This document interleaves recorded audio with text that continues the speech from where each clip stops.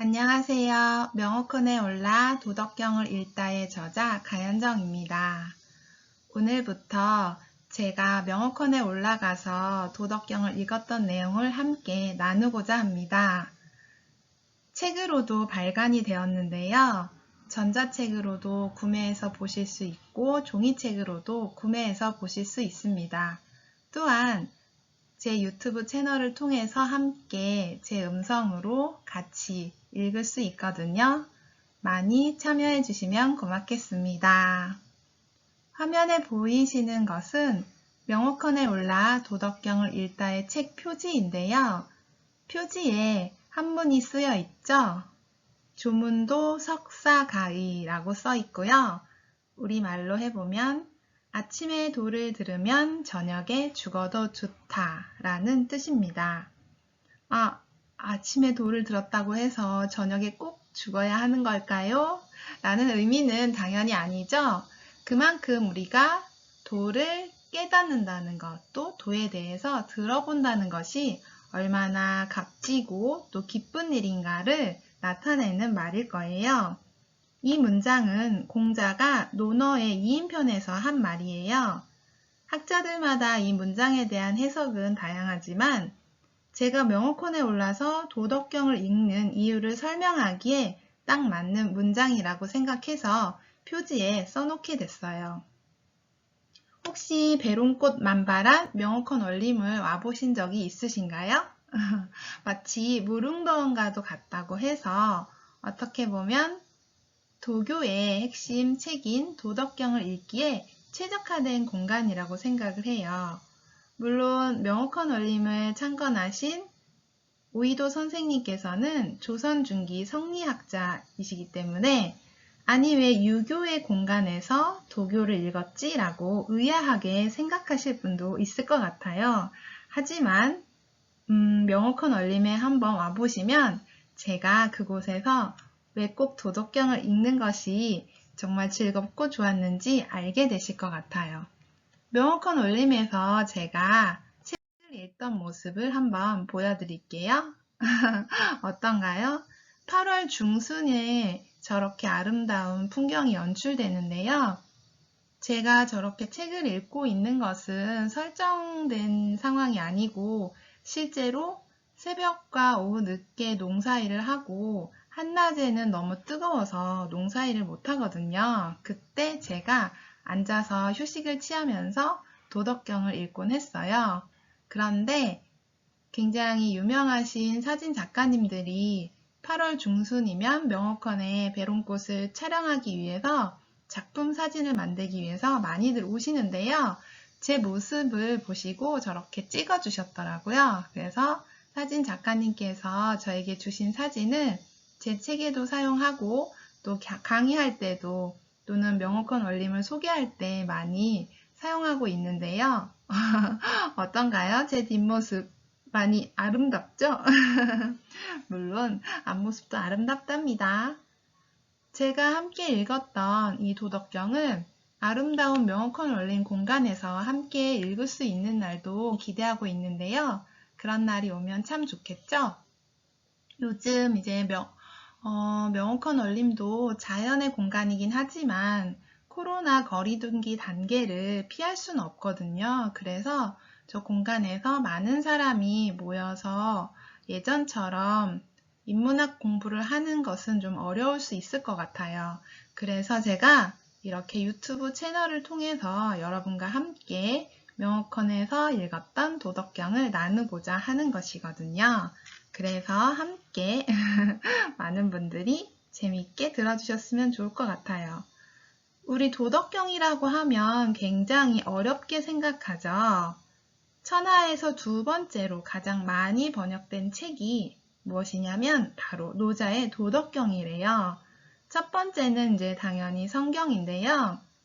천하에서 두 번째로 번역이 잘 됐다라는 것은 전 세계, 심지어 서양에 있는 많은 사람들도 이 도덕경을 읽었다는 이야기거든요. 제가 도덕경에 대한 내용을 처음 알게 된 건 중학교 2학년 한문 시간에서였어요.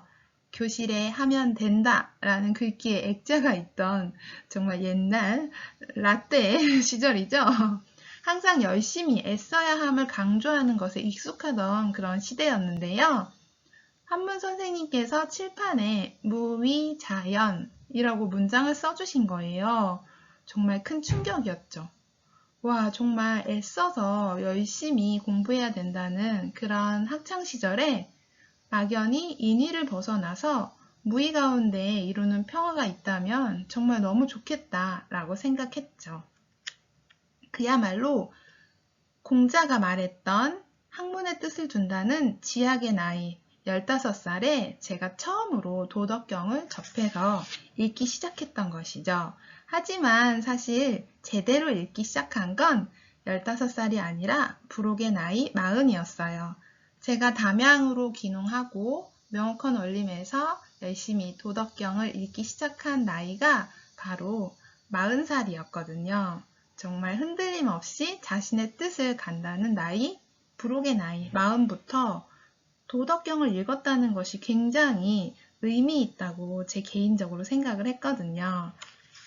40살부터 읽기 시작해서 이 책을 출간한 올해는 횟수로 7년 차가 돼요. 제 나이가 유추가 되시나요? 이런.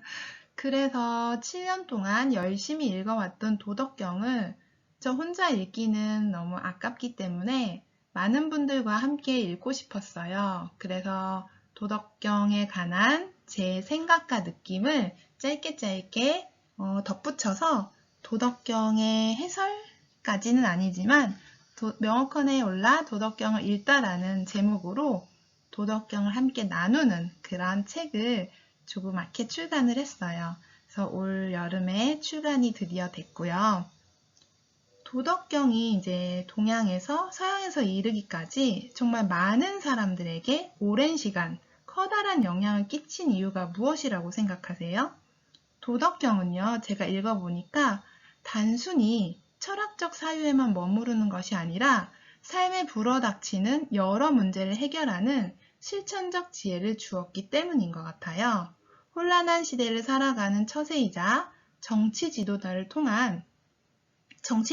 위한 통치 이론으로 쓰였지만 오늘날에도 적용되는 인생 교과서라고 할 만한 보편성을 갖고 있어서 같아요. 제가 바쁜 농사일 틈틈이 명호컨에 올라 도덕경을 읽은 지 벌써 7년 차라고 했잖아요. 부족한 제가 감히 글을 쓰게 된 이유는 코로나 바이러스 감염증으로 인해서 인의와 부자연이 얼마나 피폐한 일상을 초래하는지 알게 되었기 때문이에요. 오늘의 현실이야말로 이제는 우리가 무의와 자연으로 나아가야 함을 일깨워주고 있죠. 무의자연의 도를 깨닫는 공간, 명호컨 원림으로 여러분을 초대합니다. 배롱꽃이 활짝 피어있는 명호컨에서 이 유튜브 강의를 시작하게 되었어요. 도덕경이 총 81장으로 이루어져 있는데요. 매회 한 장씩 함께 읽어나가는 형식으로 진행될 거니까요.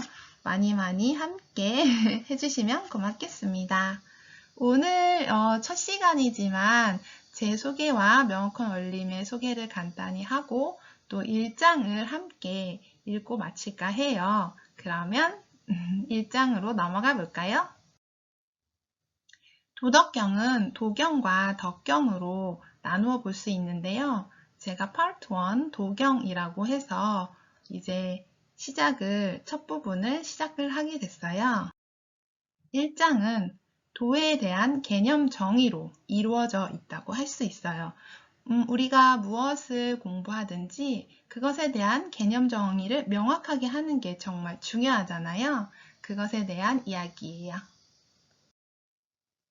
도가도 비상도, 명가명 비상명, 무명천지지시, 유명만물지모.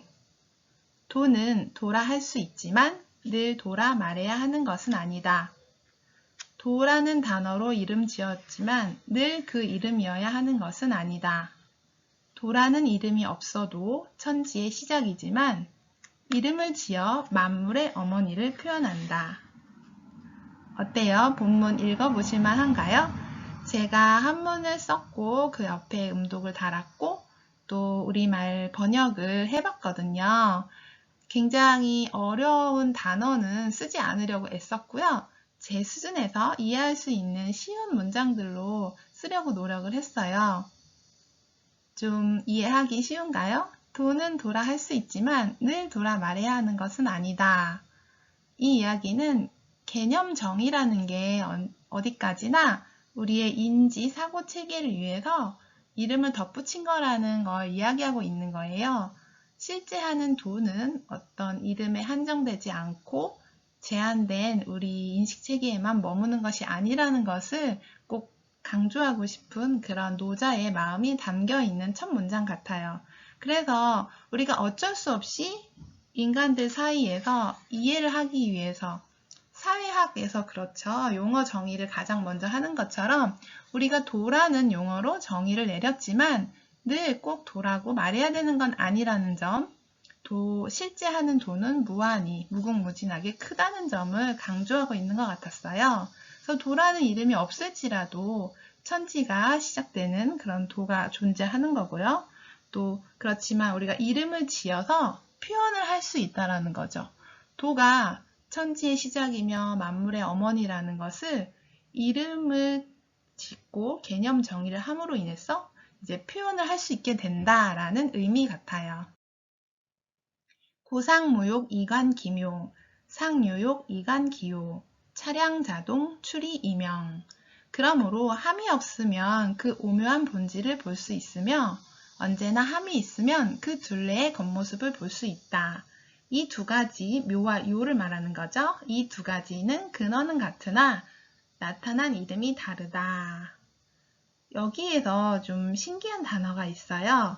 욕이라는 단어 있죠. 흔히 생각할 때 우리가 욕심이라고 생각할 수 있는데요. 무욕이 있고 또 유욕이 있죠. 무욕과 유욕에 대해서 우리가 한 번 더 살펴볼 건데요. 무욕과 유욕이 어떤 차이점이 있는지는 다음 페이지에서 이야기해 드릴게요. 어쨌든 이 묘와 요는 근원은 같지만 나타난 이름이 다르대요. 그러니까 표현하는 것만 다르다. 이렇게 이해해 주시면 될 것 같아요. 동의지현, 현지우연, 중묘지문 이것을 같이 말하자면 오묘하다고 할 수 있죠. 또 오묘하고 또 오묘하니 모든 신비의 문이로다. 여기서 현이라는 단어가 우리가 거물현 이렇게 생각할 수 있는데요. 거물현, 하늘천 따지 거물현 누르왕 천자문에 노래에 나오는 거죠. 그 거물현이 맞는데요. 이 의미는 오묘하다라는 의미를 갖고 있대요. 그래서 현지우연하면 오묘하고 또 우자죠. 또 오묘하니 중묘지문 모든 신비의 문이로다 라고 이렇게 해석할 수 있어요.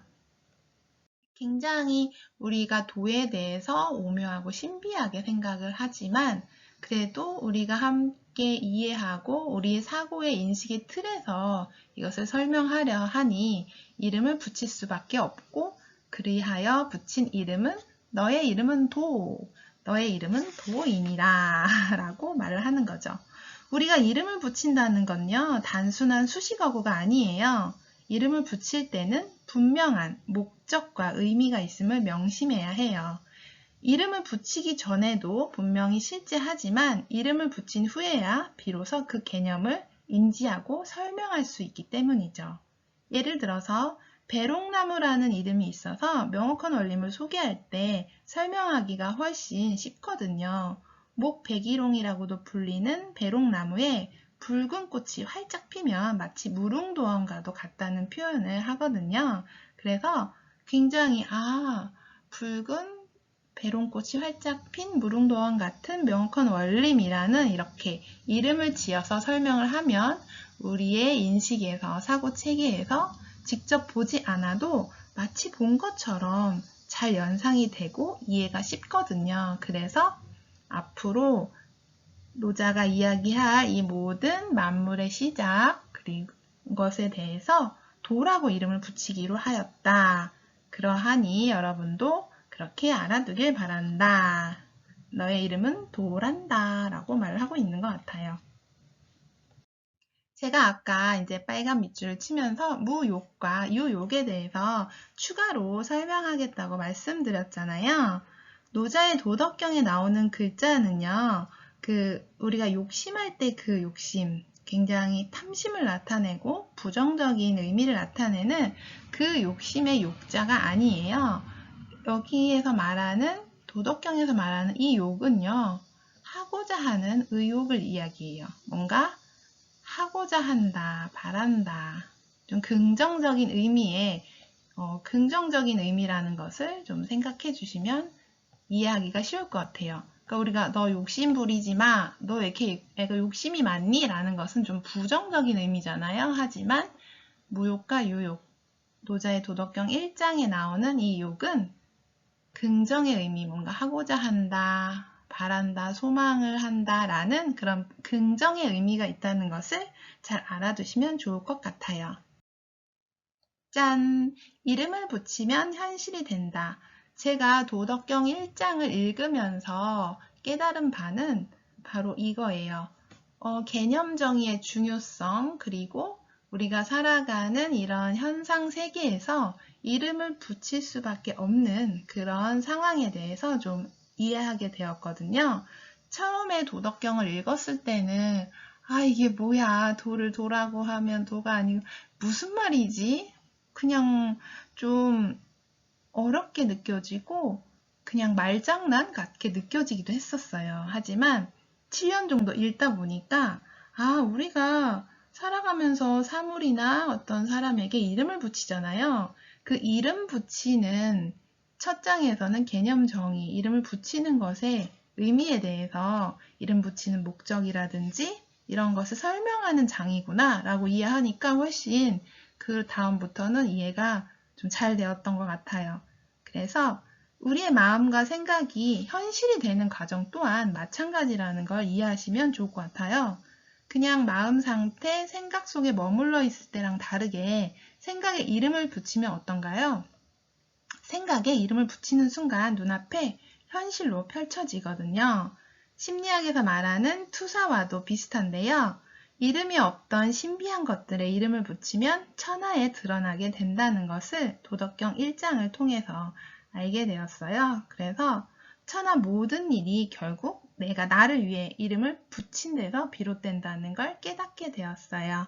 그렇기 때문에 우리가 어떤 생각을 떠오를 때 그것에 대해서 이름을 붙이면 좋은 점도 있고 이제 나쁜 점도 있을 수 있겠죠. 걱정, 불안, 슬픔, 고통, 분노 같은 감정이 그런 생각이 떠오를 때 정말 이건 너무나 나쁜 거야 라고 그렇게 이름을 붙이지 말고요. 그냥 내가 지금 이런 마음이 들었구나, 이런 생각이 들었구나 바라보는 관찰자의 태도로 보는 것이 되게 중요해요. 이름을 붙이면서 그 이름에 빠져들고 몰입되는 순간 좀 고통스러울 수 있거든요. 예를 들면 시어머니와 며느리의 관계를 한번 생각해 볼까요? 우리나라에서 고부간의 갈등이 너무 심하다고 생각을 하잖아요. 그런데 사실 제가 시어머니를 모시고 7년째 함께 살고 있는데요. 어머님과 저의 관계는 매우 좋아요. 제가 착한 며느리라서가 아니라 저희 어머님이 정말 천사 시어머님이신데요.